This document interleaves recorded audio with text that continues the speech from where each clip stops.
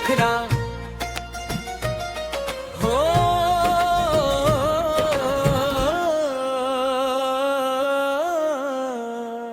दिलवा के रानी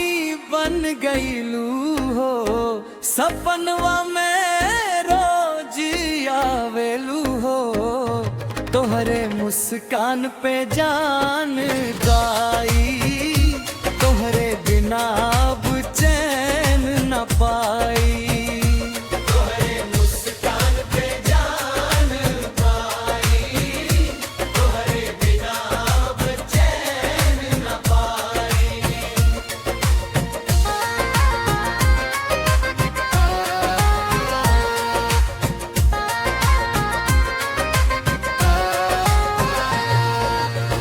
पायल के छन छन मनवा बहकावे तोहार अखिया जादू चलावे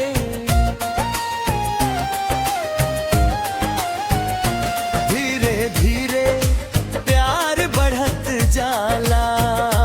दिलवा तोरे नाम धड़कत जाला आजा हो सजनी हाथ पकड़ला प्यार के राह पर साथे चलना सुख दुख में संग निभाइब हम हर जन्म तोहर के चाहिब हम सुख दुख में संग निभाइब हम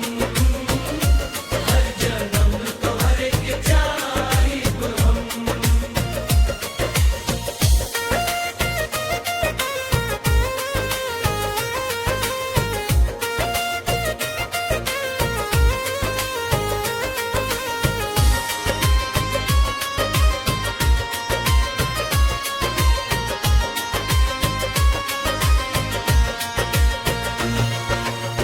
सावन के बदरिया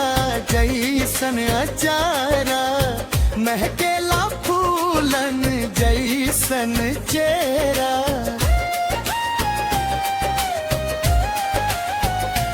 रवा संग